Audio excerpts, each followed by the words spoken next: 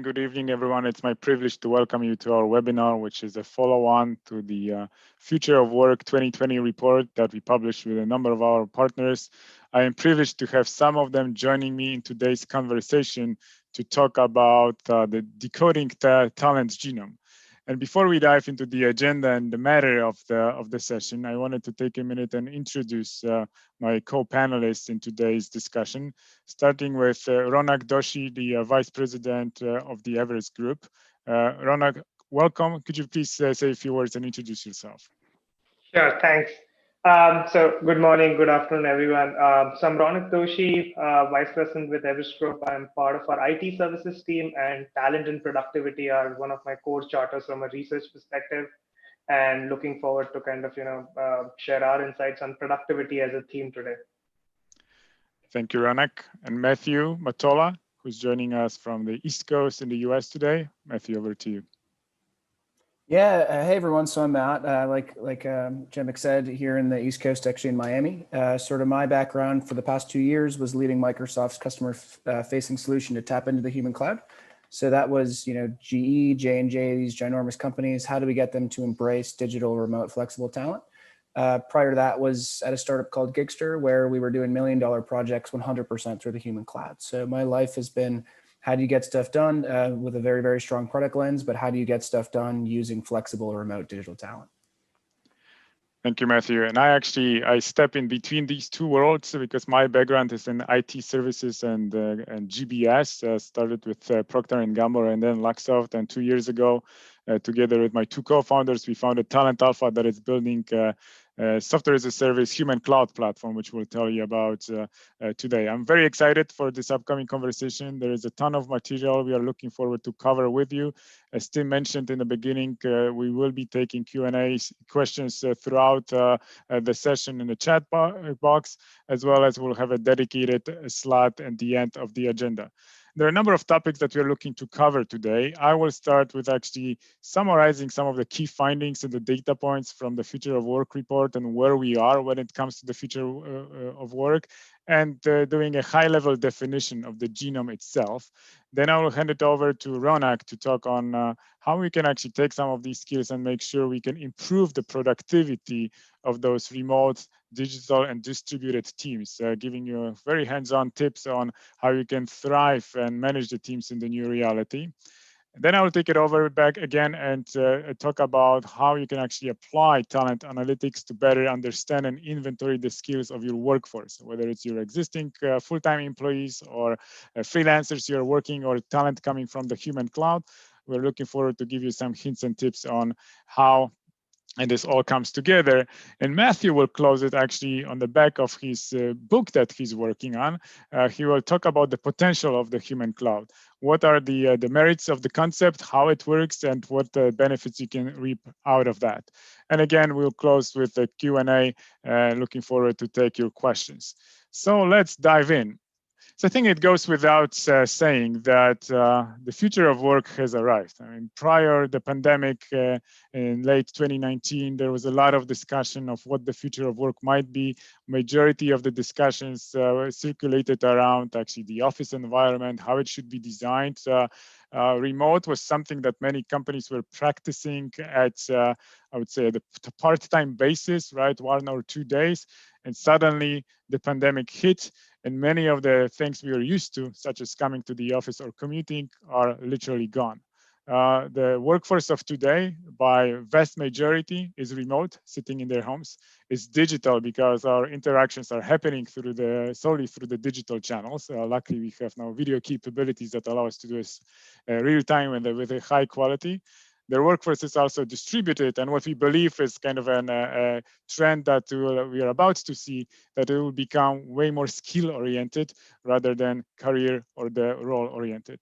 And this thesis are supported by a number of research done by other organizations, starting with Gartner, that claims that 74% of companies are planning to shift to the remote work post-COVID. And as you will see in the next screen, a number of them have already announced that this will be their long-term strategy.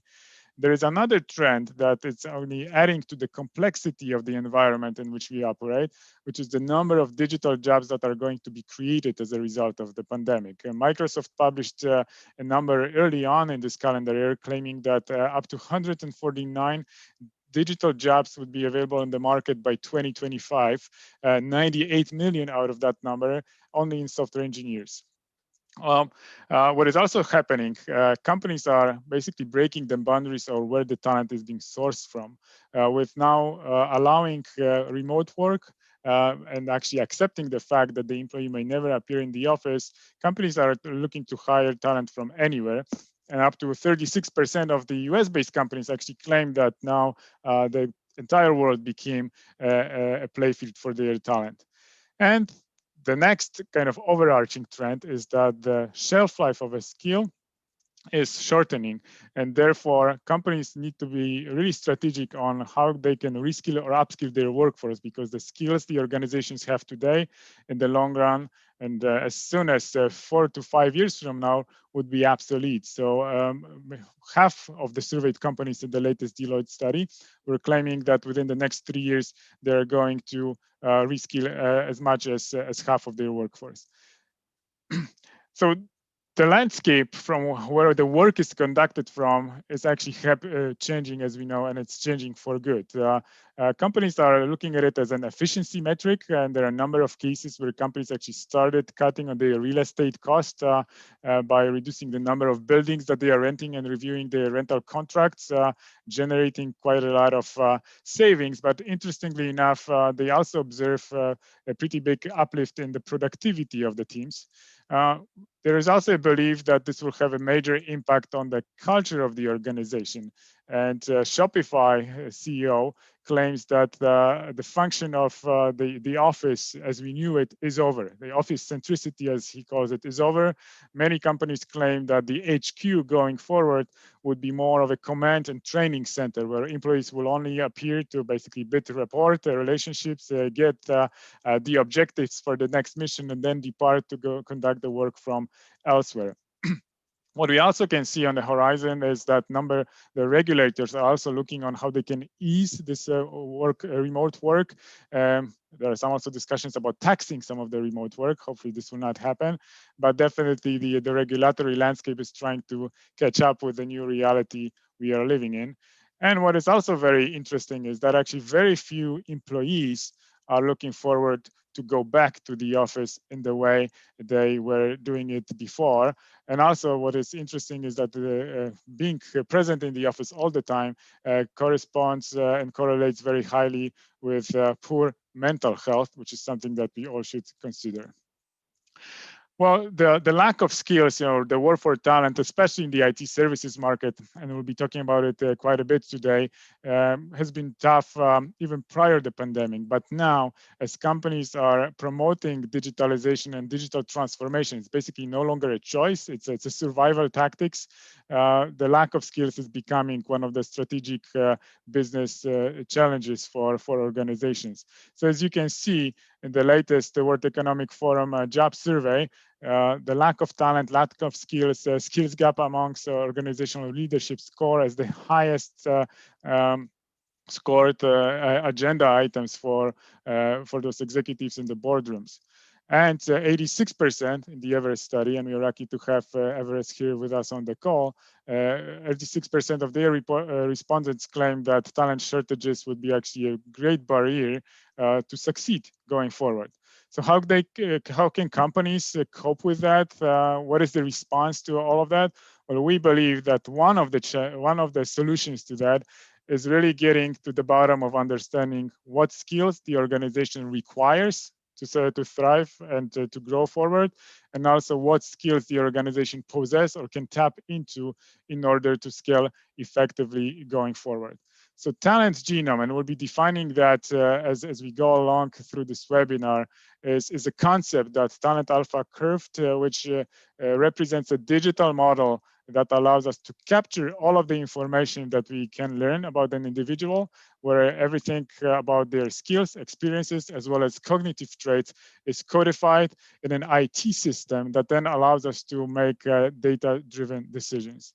And before I hand it off to Ronak, I wanted to kind of lay out a landscape on how the rest of this presentation will flow into the talent genome. So starting with building a productive environment, which is the next part of our journey, where we'll be talking on setting clear goals, but also the right culture and processes to build on top of those individual traits that individuals in our organizations have, so we can maximize their productivity. And then moving into really understanding and using the latest and greatest technology that is appearing on the market to identify those unique capabilities, and also understanding the motivations of these individuals, so we can match them with the best opportunities that may exist within or outside of our organization. And then passing it to Matthew to talk how employees can be empowered by giving them ownership and responsibility, and how we can actually create a very flexible environment for them and frameworks, and basically how we can access and share talent in the human cloud. So with that, I'd like to pass to Ronak, and Ronak, I'll give you the control over the slides for the next part of the presentation.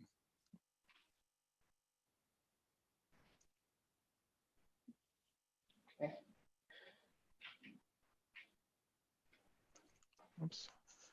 Hold on. I'll help you out here. There you go. Okay. Can you hear me? Yes, we can hear you. Okay, perfect. Hey, so I think with that start, let me just kind of jump into the discussion today in terms of enterprise productivity and how we are looking at it.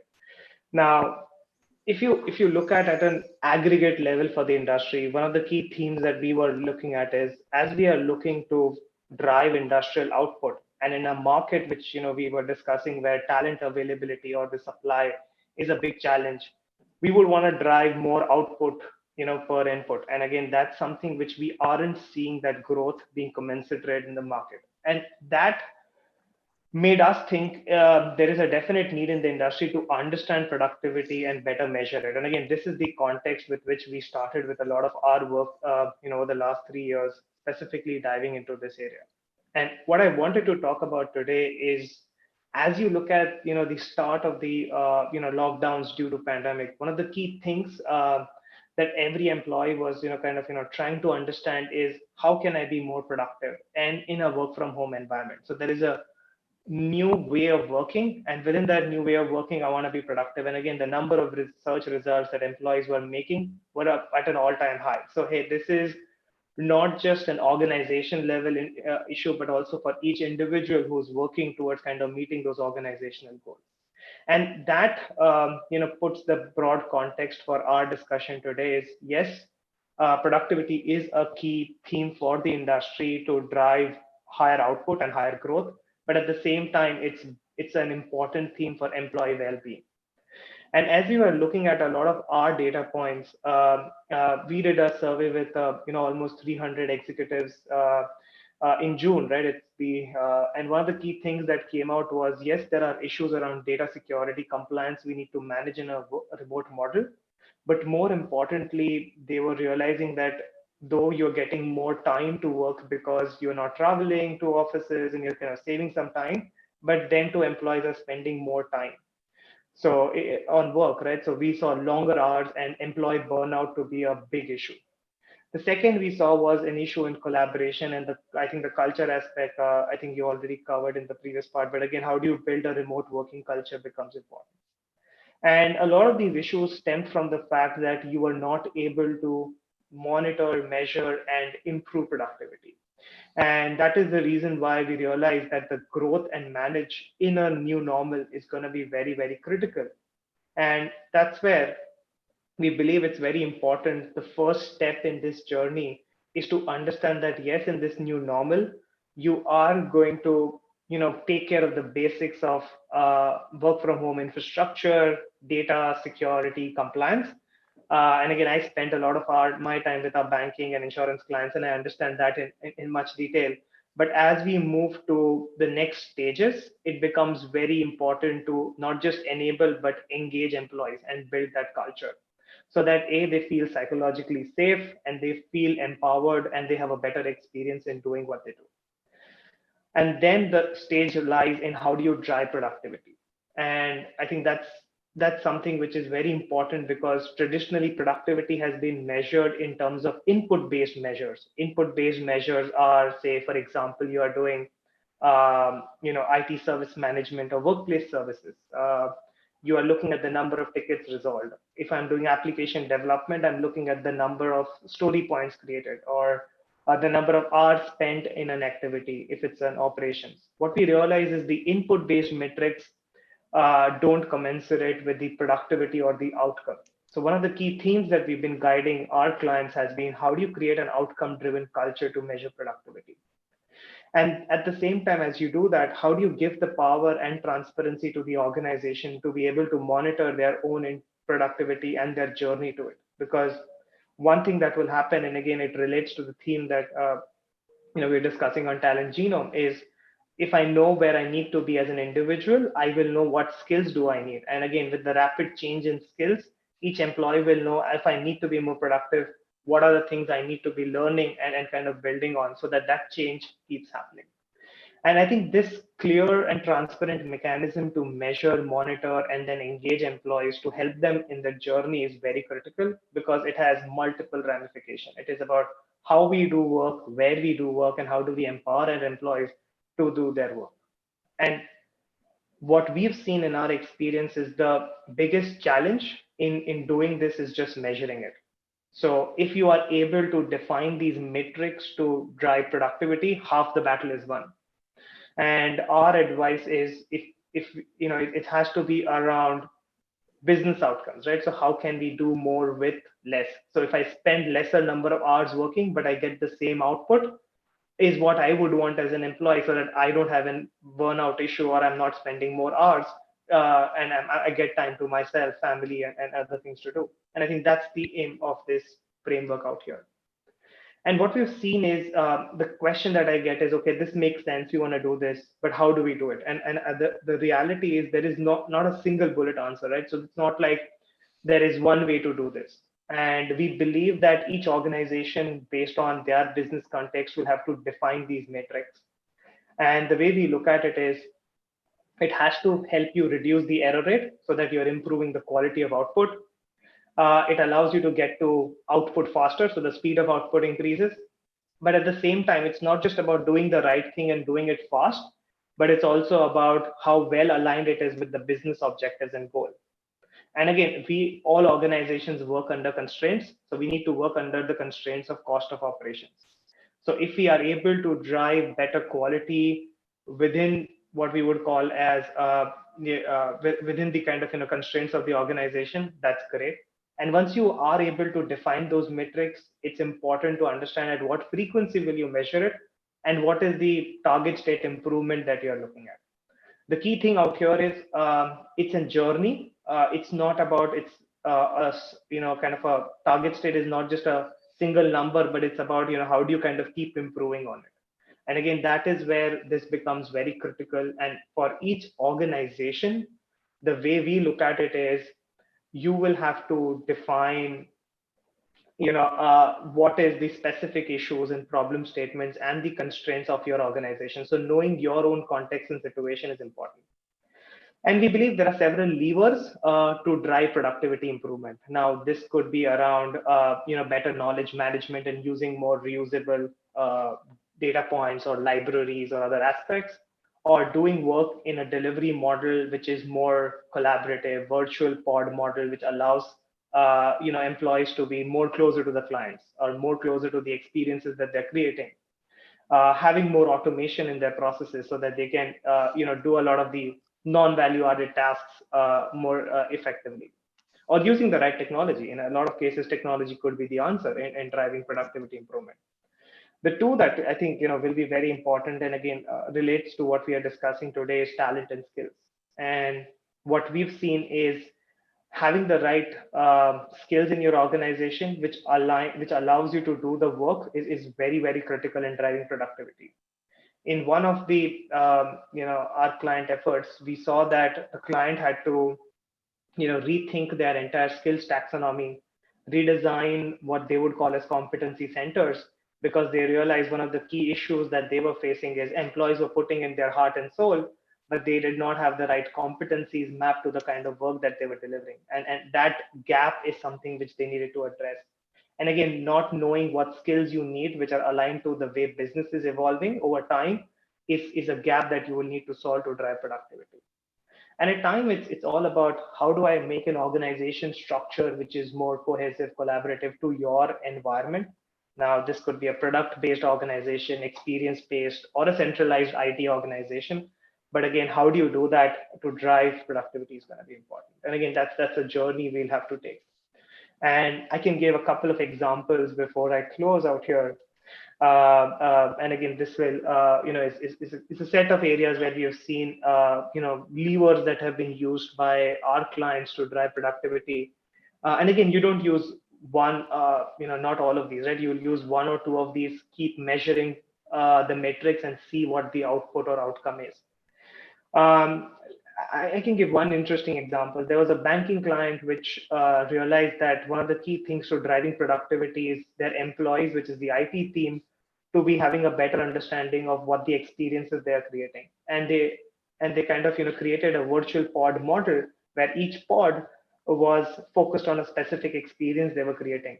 And then they realized that it's all about how do you create the right people, culture, process, and skills that you need for delivering that specific experience. And again, as they started doing this, the productivity in terms of the customer experience went up, and the employees, the IT team felt much more engaged in doing that. The second example that I could give is around automation. And again, we've seen this to play out in a lot of ways, but we've seen as high as 60 to 80% improvement in productivity by kind of automating certain processes, right? And specifically using more digital technologies to drive, more intelligent automation. And again, that's been one other area which, is something which, I would want to highlight out here. So I think just to summarize and close my piece before I hand it over to Matt is, I think the journey to productivity is all about doing more with less, which is, hey, I will spare, I get to do more in the time that I am devoting. And the second is it's very critical to measure it. I think the first step is to measure it and then identify what are the levers or solutions that you would want to put together to drive that change. And again, if you can do that, it's a journey. It's not like a one and done. And you'll have to keep evolving as the future of work evolves, as skills evolve, as the need for talent evolves. I think all of that will keep evolving out here. So I think with that, I will hand it over to Matt.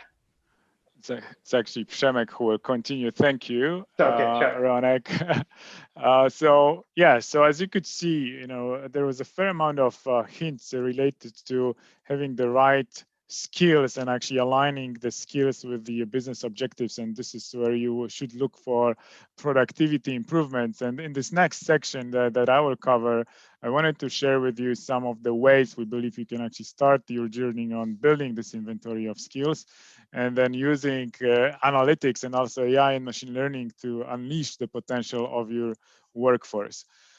I think it goes without saying that truly great managers are able to discover the unique traits, abilities of the individuals and really build their assignments and careers in a way that they can unleash their potential to the greatest.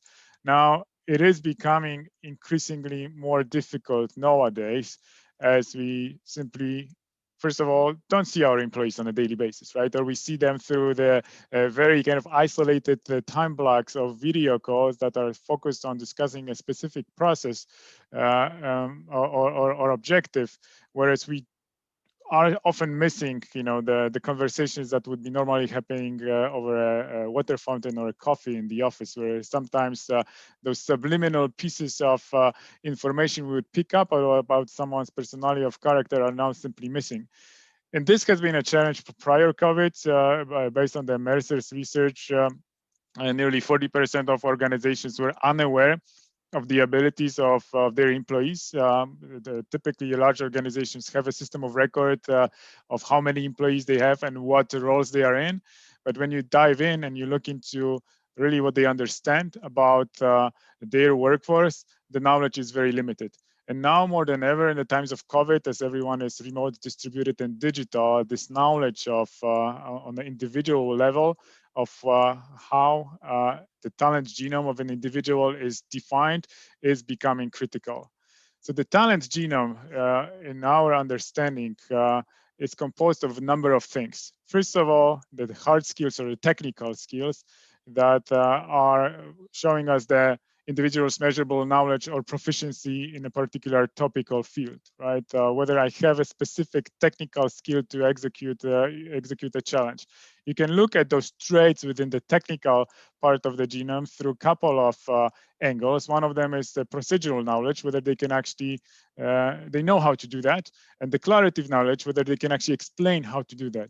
And you will see in the throughout the presentation, there are a number of ways of identifying and measuring whether someone possesses the procedural as well as declarative knowledge. And as you move to the right side of the genome, looking into cognitive traits and soft skills, those characteristics are kind of carried on the spectrum, right? Like on the left-hand side, we can measure them way more precisely than on the right-hand side. And on the left-hand side, we can actually grow them. Some of them are being given.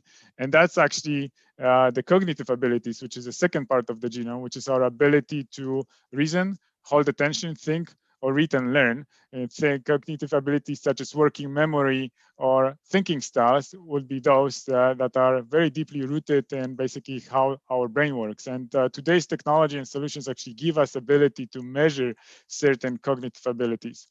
Of course, social and soft skills are the next part of the genome, which are the collection of skills that allow individuals to interact effectively and harmoniously with other people, and then closing with personality traits, which is their unique characteristics and thought patterns, their values, motivations, and feelings, how they act in a given context.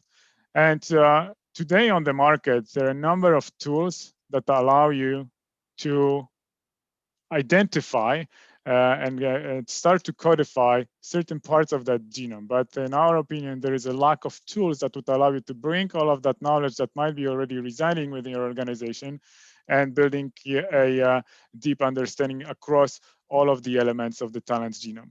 So I wanted to show you kind of on the examples of the technology that Talent Alpha is building on what we are doing to help you uncover the different parts of this concept. So starting with accessing technical skills, and you can actually assess them on multiple levels, starting with a self-assessment, which is basically asking a question whether someone possesses that skill, and if so, how would they rate themselves on that given skill. Now, the challenge here is that most of organizations don't have detailed enough skill taxonomies to actually pull that off. And that's where solutions such as our human cloud platform will come handy, because we have developed those taxonomies. And in fact, we have now AI discovering those branches of different capabilities that one might have on the fly. The traits or skills we discover within the technical part of the genome can be validated in a number of things. One is actually kind of a knowledge verification, more on academic side, right? Asking a couple of questions how a given piece of technology or code should work, but also testing those in hands-on examples using software that help us to assess one's capability by solving a number of coding tasks. This is yet another metric that we can apply to a single trait that we have identified in the genome.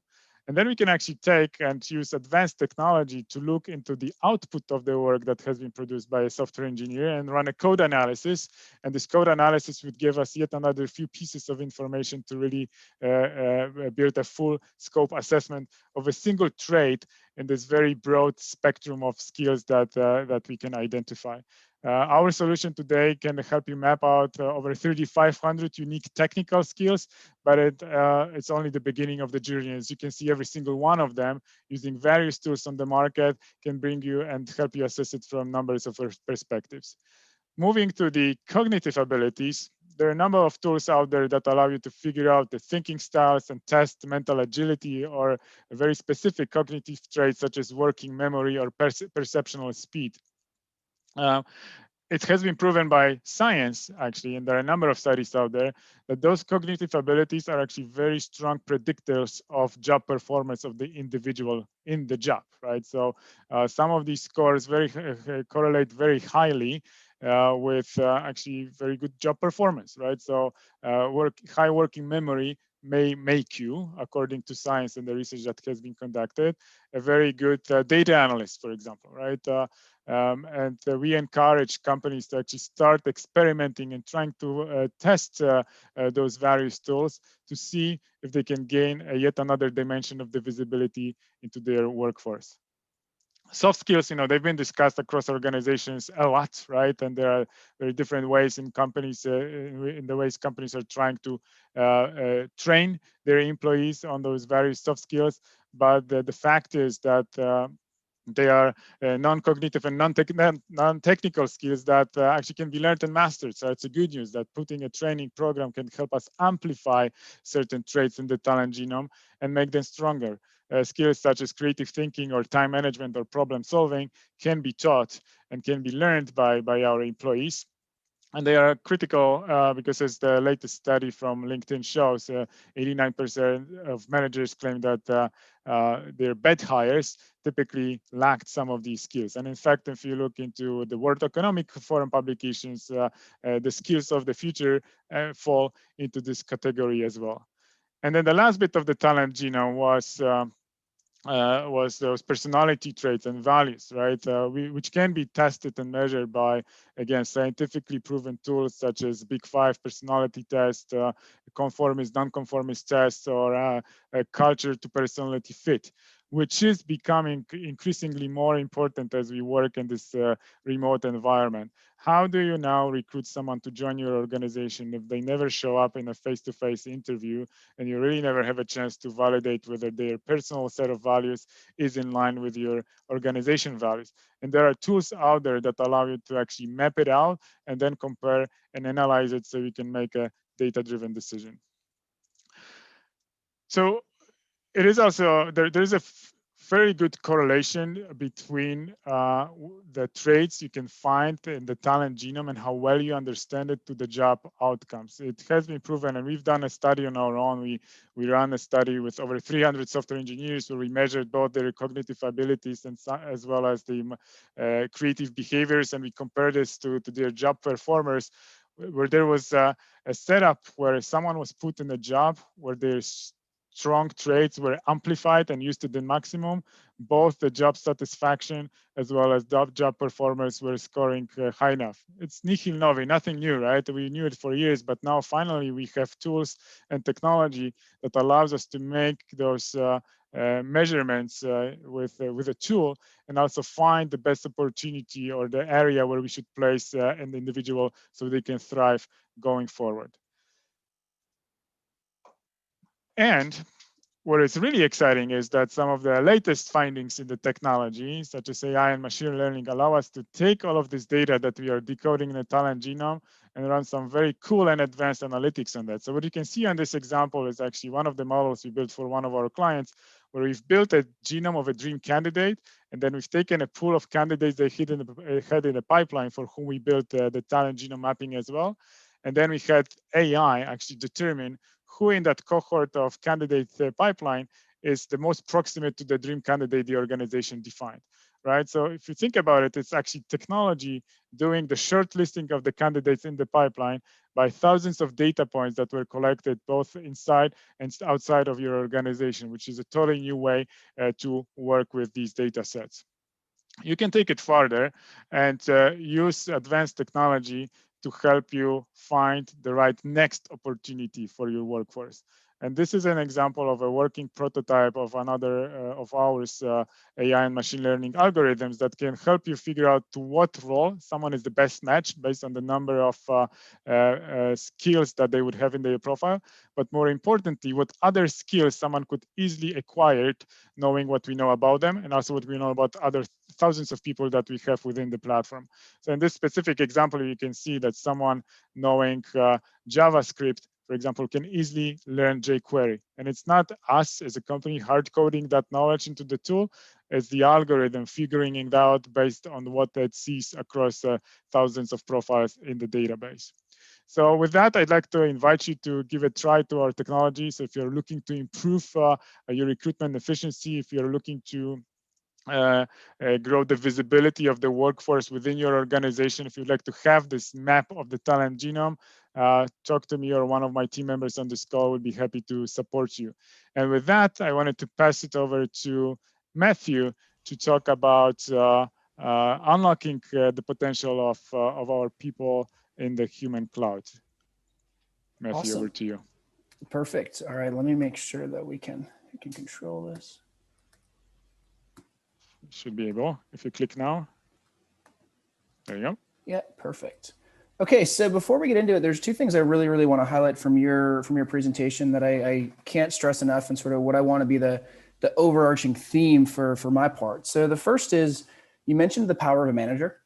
And I think that's one of the most underestimated factors of technology and sort of this digital remote human cloud world we're going into, is that managers can be augmented and amplified. So the power to be a manager is now really on the leadership versus more just the day-to-day and sort of sheep herding. The second factor that you brought up was your technology doing the shortlisting. There's the greater theme that technology is handling the things that used to be tedious, repetitive, the things that we should automate, so we can focus on what's really important. And so the overarching theme I want you all to take away from this is that never has there been more of an opportunity to create more with less. If you're a company, never has there been a better time to compete on a global scale, whether building product or building a company. And for individuals, never has there been a better time to create an enormous impact, whether you are in a company, whether you're the manager, whether you are just the first associate, you name it. So with that lens, let's get into what do we actually mean by the human cloud. There's so many buzzwords, but the way that I like to frame it is, to be honest, it's all I personally know. I started working as a freelancer, but to me, all that meant was I worked on a contract basis. I was doing management consulting work. I was creating business plans. I was doing market analysis and market research. And so for me, when I think human cloud, I don't necessarily think that it's this giant technology thing. To me, it's work. It's still work, but it's digital, remote, but most importantly, it can be outcome-based. And so when we look at the left, this sort of Ada Lovelace description, the major thing I want you to take away is that whether inside an organization or outside an organization, the human cloud does quantify us as individuals, and it sticks us onto what Przemek was talking about with the AI and ML and all that kind of stuff. For me, that just is quantifying the actual impact and the ability to create outcomes. And so, one of the early things we used to say was, as individuals, we've become products on Amazon. I like to think more about we can quantify what we can do and how we've done it prior. So when we think human cloud, to me, just think of it as work, quite frankly, that can be augmented through digital, remote, and outcome-based models. Now, in terms of what the transformation is, the thing that I want to bring up and sort of to throw some context here is, for the past 2 years, I was leading a product at Microsoft. To be honest, I'm way too young and I was way too inexperienced to do that. But the only reason that I was able to do that is because we're going from the classic corporate hierarchical structure to more of a network-based approach that individuals can do more with less and create more with less. And so it's less about what rank you are, meaning what level you are, and more about what impact can you create by navigating the resources at hand. And so when I started working at Microsoft, I was a product manager. And typically, if it was 20 years ago, I would have to report up and I would have to do what the requirements were of my job. But because of the human cloud, because it was heavily digital remote, and I had resources at my disposal, meaning human cloud resources, I could create things that prior I wouldn't have been able to. And so when we talk about this transformation, we have this funny GIF. I want you to think about it as the classic sort of corporate hierarchical org chart, and going to more about the individual based, meaning the employee based model where they have ownership, they have responsibility, and they can create massive outcomes. And so in terms of why, and this is going to be this part of the slide is very leadership focused. Why do organizations even care about embracing the human cloud? There was generally 3 things that would always get brought up. And the first thing was augmentation. So we can augment our employees through the human cloud, meaning each individual employee can do more than they would have if we didn't tap into the human cloud. The second thing was better serving our customers. And so through these models, you can be better, you can be faster, and you can be more cost efficient. There's a reason that startups have eaten the lunch of a lot of large companies. And the reason is that they've been fast and they've been flexible. But if you're a company tapping into the human cloud, you can be just as fast and flexible, and you can even scale up faster. Now, the third reason is tapping into new and diverse types of talent. When I mentioned in the beginning, sort of this is normal to me, it just never really hit me that when you have one physical office or one physical location, that you're limiting yourself to whatever is an hour outside of headquarters. I've always operated in a world, you can call it abundance, where the best talent is a reach away, because I've always been able to tap into the human cloud. So that's generally the third reason, is you can get this incredible talent that's not within an hour of headquarters.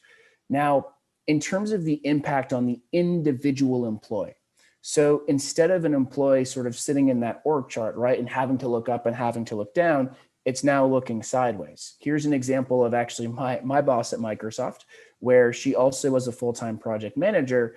And just like me, she had human cloud resources at her disposal, meaning designers, developers, writers, researchers, you name it, both internally and externally. So when Leanne and myself wanted to create change and we needed design resources, the question wasn't, how do we open up headcount, or how do we open up a job rec to go send to Accenture or an agency? The question was, how do we tap into the human cloud? And from a numbers perspective, it would take us less than 2 days on average to get the right resource working on the right projects, which is pretty incredible when we talk about corporate outcomes. So in terms of the impact to the organization, so you have the individual that's able to do more with less. From a organization perspective, it's all about the outcomes you can create. And think about this as sort of the scale hierarchy.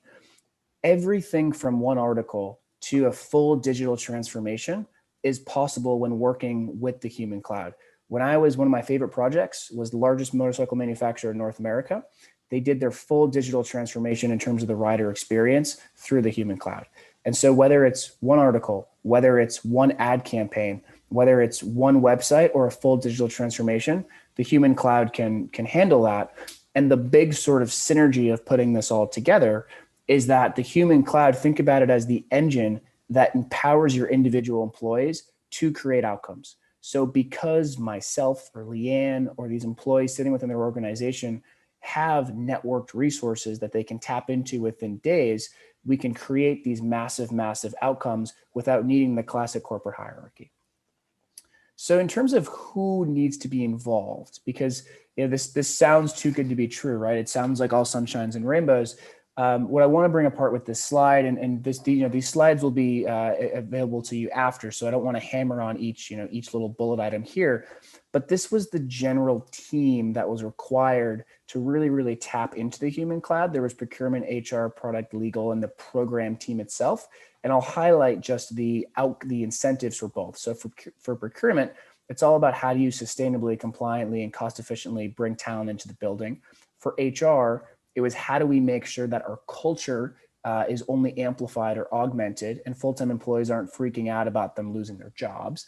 From a product perspective, it was how do we have better, faster, more cost-efficient results. From a legal perspective, there's, as you all probably know, there was many legal hurdles, which going with a partner like Town Alpha is generally the de facto route to deal with that. And then there was the program team, which for our case was the actual program managers getting this across the finish line and having ownership over the program itself. Now, these two slides, I'm going to skip over the next two. The reason for that is I want you to know that in the attachment slides, you're going to have sort of a roadmap as well as a worksheet. But I'll sort of stop it there. And like I said, the main theme that I want you all to take away is that this is about empowerment. This is about technology slashing the friction so that both your company and the individuals within your company can focus on what's really, really, really important. Thank you, Przemek and Agnesa for letting me put a little CTA here. Here's sort of my CTA. Thank you, Matthew. So yes, so I think with that we can jump into the Q&A. So let me bring up the question. So one of the questions that was asked by Chris is whether the talent genome is really tailored to software engineers only, and the answer is not. We believe actually the model is fairly universal. However, what is required is having the taxonomy of the jobs, which is something that actually Talent Alpha has on the roadmap. So we are looking to extend it in other job roles going forward. One of the reasons why we started with technical talent is that the taxonomies are actually very complicated, and two, that they are constantly changing. And we believe that once we can crack that, any other job function should be much easier to apply. Now, the non-technical parts of the talent genome and the way we capture it and measure it, they are universal, so we can apply it to any types of jobs. So, Chris, if you want to test it out in some other job functions, we would be happy to talk about it.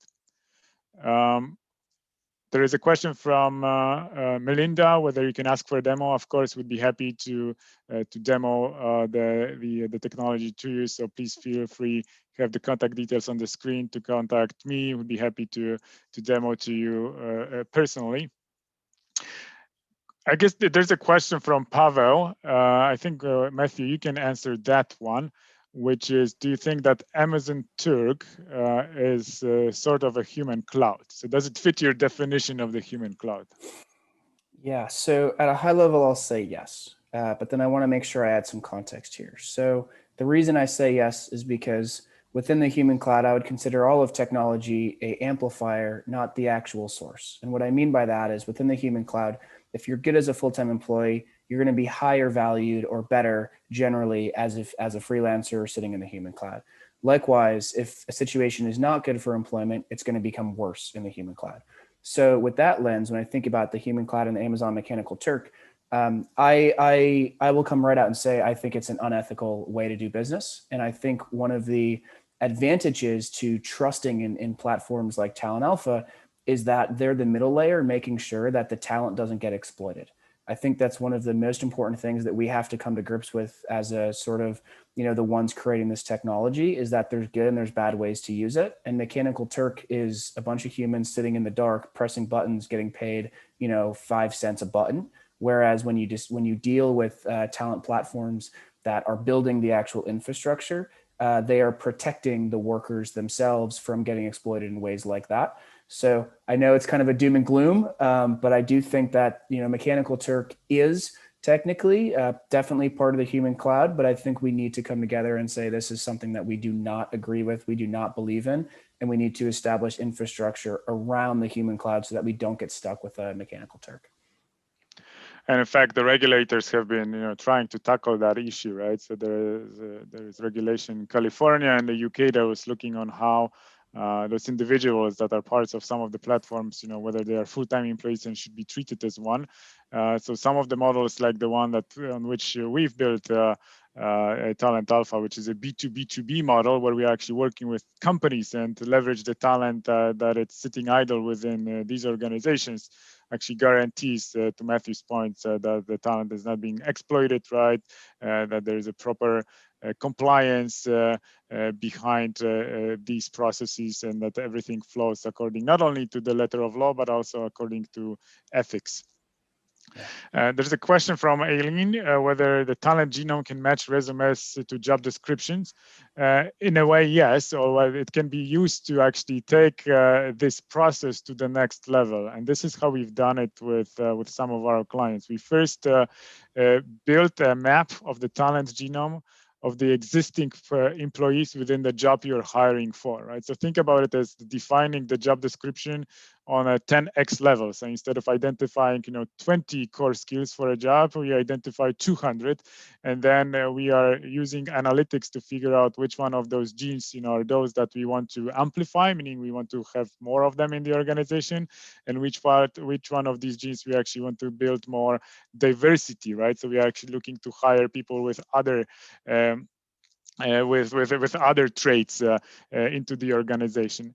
Then we are capable to actually take the resume or a CV and parse it so we can pick up some of the genes that may be mentioned in this document. Often case it's not good enough, right? Like people have either outdated resumes, sometimes they don't even cover some of the experiences that would be relevant.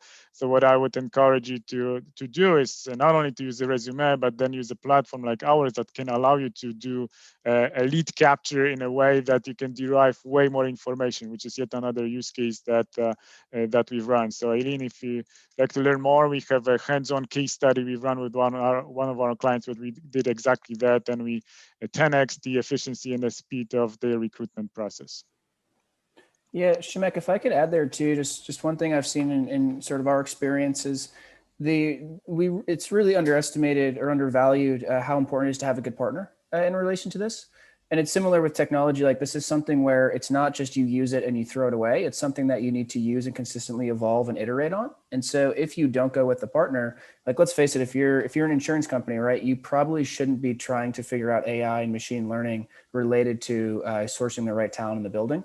But if you partner with the right resources, like a Talent Alpha, then you can have very, very strong sort of network effects. And one example related to this is from a human cloud perspective. If you're engaging external talent, you can get someone in the building within 30 minutes, which is me personally. Sort of, I've had multiple experiences like this, and the reason for that is because we didn't just do it once and throw it away. We engaged heavily with the partner. And they were able to make sure the data was in a way that we could have these crazy, crazy outcomes. So just wanted to make sure I added onto that the importance of partnerships versus kind of doing things yourself. Yep, thank you. And there is one last question from Pavel, and he's asking whether tools like the Talent Genome can actually decrease the candidate pool, right? With the point that some of the developers may not want to take part in various assessment tests, and of course it's a risk, right? But then I would argue that first, there is a value for the candidate, him or herself, because they learn actually quite a bit about themselves. Yet another value is that based on the information we capture in the process, we make the process much shorter, right? So instead of running into a sequence of recruitment screening process and conversation and the HR interview and a number of technical interviews, you can really squeeze that process down because a lot of this information is derived on the very beginning of that journey. So you can actually say, you know what, it looks like it's not a good match, after the 20, 40, 60 minutes, depending on how many items in decoding we would like to use for you. So in a way, we are saving time. And the third bit is that, once you do it, ideally, you should be able to reuse it when you apply for another job. So the platform should be recommending another job to you. So it actually drive extra value. All right. And we are almost right on time. I'd like to thank everyone, and we had a full room, by the way, which is very exciting. I wanted to thank everyone for joining us today. I wanted to thank Ronak and Matthew for presenting their thought leadership on that, and also contributing to the report. For all of you who haven't downloaded the report, I highly encourage you to go to our website, talent-alpha.com, and read it. We are looking forward to have your feedback. And looking at the success we've had with that publication over the past few weeks, most likely we'll be doing another editions in a couple of months, and we will hope to see you in the next webinar. And with that, I also wanted to thank the operating team who's organized that, Agnieszka and team. Awesome work, Natalia. Thank you, everyone. Have a great day, and we'll be in touch. Goodbye. Thank you. Bye. Thank you.